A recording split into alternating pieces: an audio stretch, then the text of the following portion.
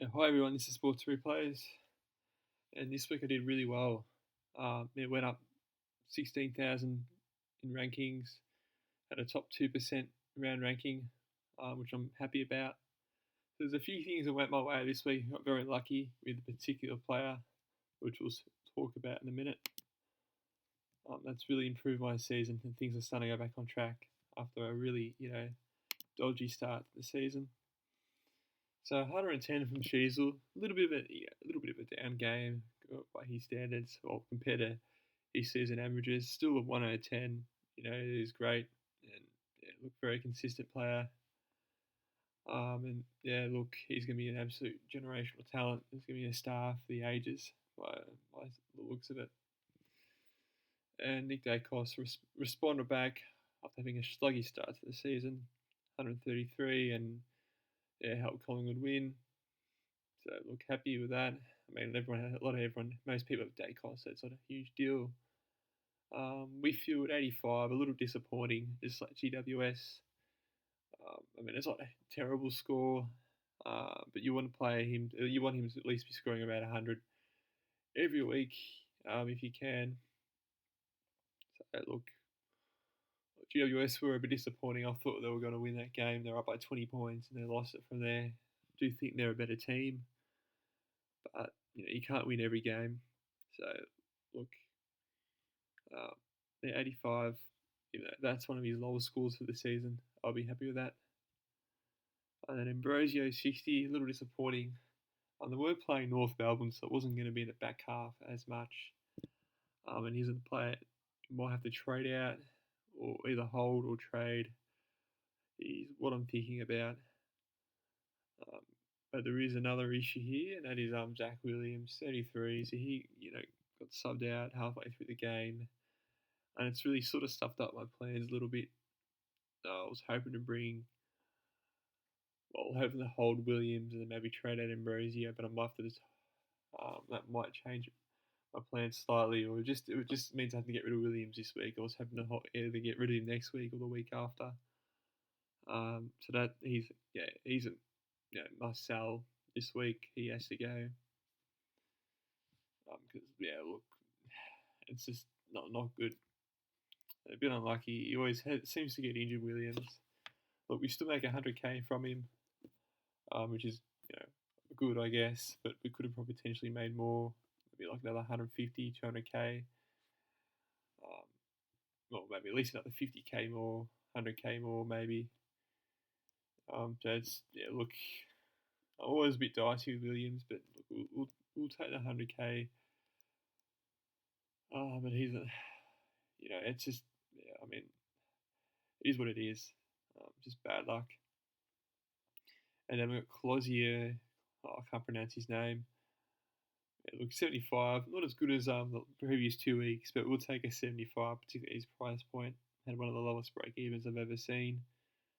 And he's gone to a midfield status too, so you can swap into a midfielder if you feel comfortable in doing that, which I might do. Probably not, because there's not got enough rookie defenders. Look, 75, that's okay, and Draper 58, so that's a little bit better from him after having a really couple bad weeks. So he's going to make some money now a little bit. Hopefully, I mean, I'll just have to keep him as hold for now, and hopefully can get a 60 every week, and I'll probably generate like a total of, I hope he can get up to 230, and maybe either trade him for a rookie downgrade potentially. And then we've got Reed here, so he's probably going to be hold until he plays. I mean, probably should have traded him out weeks ago, but I had other issues that were a bigger problem. And then on to the midfield. So it's a bit of a roller coaster with midfield. Starting off with Bond, I took his VC over Sarong, and that was looking like a good idea because Sarong was on about 70 at half time, but then Freo were just crap for the majority of the game, other than the last quarter. But it was over by then. I mean, look, 117 is okay in a loss, but I was hoping he would get like at least 130 or 140 against West Coast, and it was sort of on track for that. But had a disappointing second half. And Bond 125. I was hoping for. I mean, usually I'd probably take the VC score option. I mean, I only lost 8 points. So it's not a huge deal this round. It's not my biggest concern this week. The main factor is, they did win by 10 goals, and it was a good even spread with Bulldogs. Team effort. Everyone played, a decent game. Bonds probably was a part of that. Bonds, he just hasn't gone those banana scores, like 140 plus scores. I was hoping for that, or at least 135, 130. I probably would have taken the VC definitely, but Caleb Sarong against West Coast, he could get like a 170 score. That would have been at least what 30, 40 points, 50 points, better off.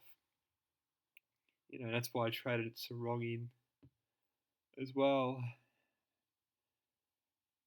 Because I just think that was a necessary trade. I think was it Sanders who I got rid of. What was I got rid of Sanders for Graham? It was a McKercher. Yeah, I got rid of McKercher, and then I got rid of Sanders, and I brought in Sarong, and Sarong and Graham because Sanders was sub. That was just a bit frustrating. I mean, Luke Beveridge is just it's hard to predict with the Bulldogs. It really is. Just that whole game and just inconsistency with the Bulldogs last couple of years with everything. They play good one week and they play bad the next week. So on to Tom Green, 82. I mean, disappointing. It's 2 weeks in a row now. He's done poorly. And, didn't affect my ranking too much, but I could have even had a better ranking this week. Potentially, top 2K ranking or top 1K ranking. Maybe not 1K, but maybe top 2K. If Green did that little extra, got that little extra 30 points. At least they didn't put the captain on him, which I was probably thinking. But they got Carlton. Carlton are a tough team to get Supercoach points again. So Carlton really generally do well with Supercoach scoring. So I decided, I won't take that risk, and it sort of worked out in that regards. On to Martin. 114. He's going to go into my defence. Yeah, good selection. A lot of people traded him out, but I didn't want to. I wasn't. I reckon it was silly. And a lot of people bring him back in. I never thought about trading him out. I reckon it was a dumb idea in my opinion because it did turn the ball over around one, but it was just the first game in his role, first game of the season. He's not going to be perfect or he's not going to be good straight away at that particular role. And people get carried away. People emotional trade instead of just thinking, okay, it's one game. We'll try a couple of weeks. It's a bit risky, particularly early on. You won't know if I can bring another player at a cheaper price and sort of other areas in the side. But look, long term, I just think it was a better hold, and it's starting to pay dividends. There's just certain players you can trade out. Some people traded Young and Fisher out as well, which is what I did. And I reckon, Young's actually doing all right now. But Fisher's probably was a bit of a trap in regards to that. But look, you got the match-winning goal as well, so that helped boost his score a little bit. So he's going to be switching to probably Ambrosio. Oh, that's the only other option to defence, and they'll have at least a decent back line now. He's actually caught up in terms of average scoring with Green. So Green, yeah, look, we'll hold Green, but they'll probably hopefully have a couple of these. They've got Brisbane next week. That's going to be a tough matchup too. And you got Martin, so he's got Collingwood next week, but he's got an easier run coming up. Although if he's playing in defence and he has an easier opposition, the ball might not be down there as much. But he's a midfielder defender sort of type as well, so he can probably calm down. He's played forward as well. So with Martin, versatile, kicking, efficiency of kicking can be a bit dodgy at times, but he does get a lot of the ball. And that's why I reckon it's a decent selection on the most. And then you got Miller, 88, disappointing. So Miller again, this is a bit frustrating. Gold Coast were poor. There's only a couple of players that perform well for Gold Coast, and Matt Rowell is one of them, and same with Flanders. So they're probably Gold Coast's two best players at the moment, as well as with Miller. I think Matt Rowell's a must-have. He's probably another midfielder that I have to bring in, along with probably Butters. There might be a few others that I'm going to have to bring in too. But yeah, Miller, disappointing. I'll still hold him. There's no need for it. I hope the Gold Coast will have an easier run coming up. Who they got next week? Yeah, they got West Coast. Actually, West Coast are doing all right, but it is at their home ground, so it could be interesting there, that game, because I reckon West Coast could beat Gold Coast the way that West Coast is playing. But I still think Gold Coast's midfield might be a bit too strong. They got beaten up today though. It's another side, just unreliable. They have one good week and then another poor week after. And then on to hero to zero. I mean zero to hero. Jordan Dawson, 168, really saved my round. Probably saved my year after destroying my year. Um, yeah, look, he's a pod. That did extremely well, and it's really helped me up the ranks this week. Because it was just, yeah, look, I have to hold him now. Definitely. After that, he's actually gone up in price. So yeah, he's a definitely hold for now. And they got North Melbourne too next week, which is going to be a lot easier matchup as well. So he can maybe even bang out a 150, 140 score next week. That would really, really even improve my rankings even more, I reckon. Um, yeah, so hopefully I can turn around his season, his performance. Sort of kept Adelaide in the game. Was a bit lucky with some of the kicks, but look, he did well. I mean, if you took the ballsy move and took him as a VC option, you would have been laughing. You would have been miles ahead of the competition. If you made that play, I didn't have the guts to do it. I took Bond instead, which it wasn't too bad, but look, happy with Dawson because a lot of other people had Steele over Dawson, and Dawson get another 90-point advantage, which is great. I think Couch was out too, so there's a few other popular players who I didn't have that didn't either play or didn't perform that well. It sort of helped as well, and then you've got Bonnie here, 81, so he's got his average for the year, so he's got an increase in price. He's got that defender status now, so he could either go in there. Or he wouldn't stay here as a midfield and trade him, but I probably won't trade him because there's a few players that are going to have a lower break even than Bonner.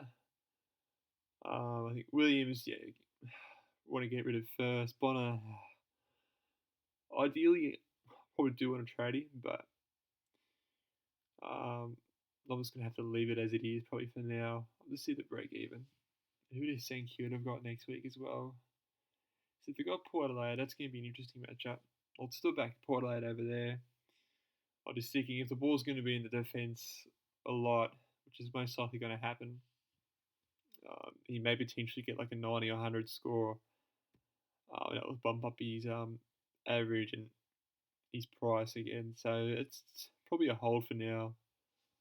And then you got Matt Roberts, who did phenomenal because he was another player I was looking to trade out.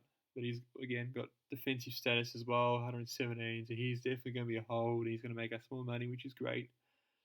So the midfield rookies or mid prices, if you include Bonner as well, have actually done alright this year. So I'm happy with that. And then we've got Wilson here, 69, which is alright. He's going to go up in price. Improve his season average. Happy with that. So he's going to be a hold. And then Graham, trading him in. I'm happy with that. I mean, 61 is pretty, not the best, but he's hold. And Manor didn't play. We should have had Sharp instead. Would have been another 200k in the bank more. But it is what it is. A lot of people missed out on Sharp anyway. Probably the only really rookie that I missed out on. There might have been one or two others, but they weren't really, either came in later or weren't really, they're just recent. So, yeah, Manor, hopefully he gets selected, although Geelong's playing well, so it's probably not going to happen. And then you got Grundy, 158. Yeah, he's bounced back. It's probably his best game this season. His best game for a while. Wasn't expecting that, not against Wits. I think Wits did okay as well. But yeah, 158, you know, yeah, that's great. Because a lot of people are looking to trade him out for an English. I'm actually ahead of people who've done that. So English and even Marshall performed poorly. The English did alright this week, but still not that level that we probably want. And Marshall did poor this week, so I've got an advantage over those people. So I'm happy with that. He's going to be a hold because he's probably still going to generate more cash. And then you've got Luke Jackson, 90, which he's okay. It's not particularly the best, but he's a cover score for Gorn. He kicked 1 or 2 goals. He's probably going to be in a top 6 to 4 line anyway. I know a lot of people want to get rid of him because of Darcy, but there's just no really good primos in the 4 line, or not enough. So he's going to be a hold. There's no point me getting rid of him if I'm going to have him in my side for the whole year. If I was going to trade him out, it would have been a couple of weeks ago when he was at his highest price point. And then you've obviously got Gorn, who didn't play.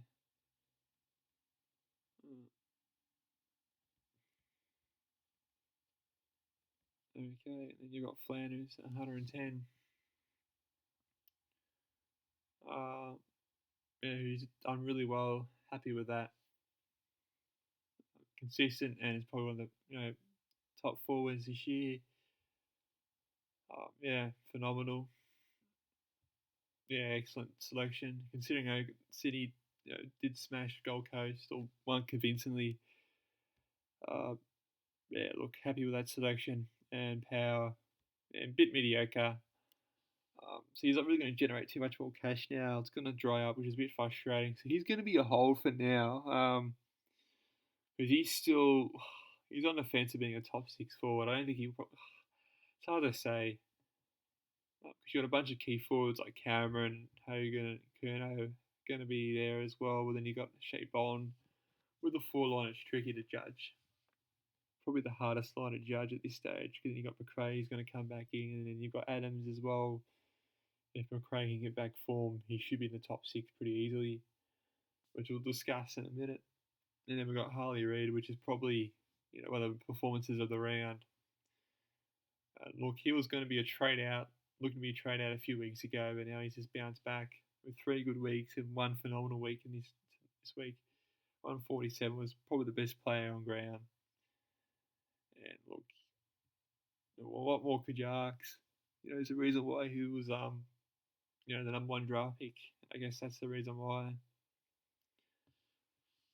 Just to be able to dominate like that with the clearances and destroy Freo. So he's definitely be a hold. Don't think he'd be top 6 forward, but he'd be probably one of the last players I'll probably trade out unless something horribly goes wrong. But West Coast actually doing all right now. So there's that, and then you got Ollie Dempsey,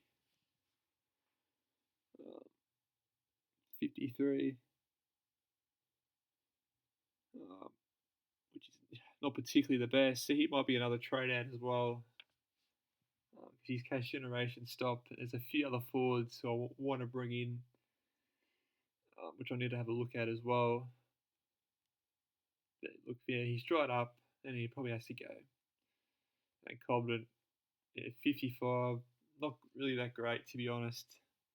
Considering they're playing against Hawthorn, I thought he'd score a bit more. He was doing okay up until the second half.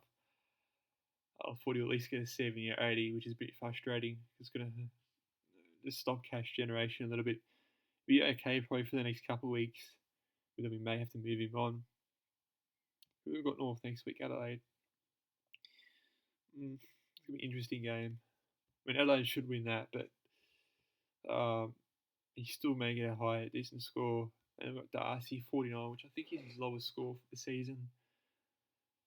He was disappointing considering Bulldogs dominated that game. I think Norton got all the goals, 6 goals. or most of the goals, and you had Waitman got a few. There's a few other chip-ins as well, so it's going to halter cash generation. I think it'd be okay for this week, but it's the weeks going forward. There's a bit of concern. They got Freo next week. Against the back line's not going to be the best for Darcy, and he's going to come up against Sean Darcy and Luke Jackson, who are great players. So that's going to be all in the ruck. He's going to be playing them, so it's going to be interesting with that matchup. It's going to be tough. I mean, Freo defensively poor against West Coast, but I think Freo. It is at Optus this week, so I mean, it's gonna be a tough game to judge. He'd be a hold though, Darcy. I don't want to get rid of him. And Cadman is another player, but we need to get traded out too. So it'd be either Dempsey or Cadman. Although Dempsey's got that forward midfield status, Cadman's only got that forward status, so that's another player I'm going to look at. Either way, I think Williams is the obvious trade out.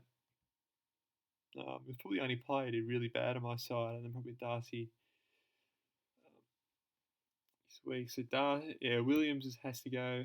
Then it'll be on the fence, depending who's got the higher break even out of Dempsey, Cadman. I don't think any of the midfielders are going to be traded out. Probably have to hold Bonner because I've got other issues I want to sort out. I mean, if you've got 60 or 100, 60 will probably make it a bit more clear with Bonner. If you've got 100, you've got to hold. Thank you. It's going to be a tough one. Williams a trade out for, I'm not too sure who, 177, so 200k is not going to be, so it won't be a 500k. Don't think I'll be able to bring a Primo in. So I'm going to have to do a trade out for Dempsey or Cabin to maybe bring in a Ryan. Or I can probably get rid of her. So we'll swap with Martin Ambrosio. Yeah, I need to look at Ambrosio's break even.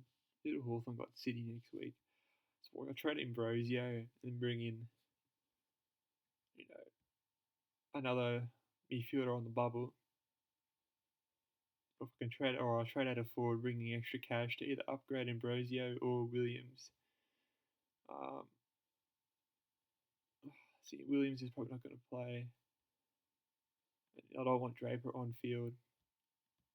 So Williams probably would have to go, but I'm going to have to bring in Ryan because there's no other really defender that I actually want. I think Houston's alright, but I don't know. So I might do a trade video later in the week. We'll soon see. Probably not, but yeah. So that's that there, and obviously bring Gordon in. Yeah, and then swap Jackson with that Livingston, and then bring in Jackson there. Probably get rid of Darcy. Who they got? Freo. Yeah, it's gonna be a tough matchup. Geelong, who they've got. Carlton there. It's gonna be a tough matchup for Dempsey. So he may have to go. Who else got? Another tough matchup. So that's how it is. So with the 4 line here, Flanders lock, Jackson lock, Howe 50-50. Reed will probably be one of the last trade outs as well. Dempsey would probably have to go, or Cadman. And then you've got Brazier is probably a hold. Roberts is definitely a hold, and probably a Bonner hold. And Williams is probably, he's gone. And then Closy is obviously a hold. Draper's a hold. But as a midfield stands, so I reckon it's a decent back line now. A lot better than it was a few weeks ago. If I can get rid of Williams and bring in Houston or Ryan potentially, that'd be great. Maybe Houston's gone up in price too. It'd be frustrating if he just had an average week. Might have been an okay. So Houston, I was thinking about his Stewart as well, but he's got injured halfway through, which is good and bad. So it's bad for owners especially, but if you're planning to bring him in too, it's a bit of a pain. But it does make the decision more clear that I won't bring him in. I'm not too sure how long that injury is with Stewart. If he does get back next week, but either way, I won't bring him in because 58 in the systems, he's going to have a high break even. We're going to get him at an absolute bargain. I think Houston you probably want, and then you want probably a Luke Ryan.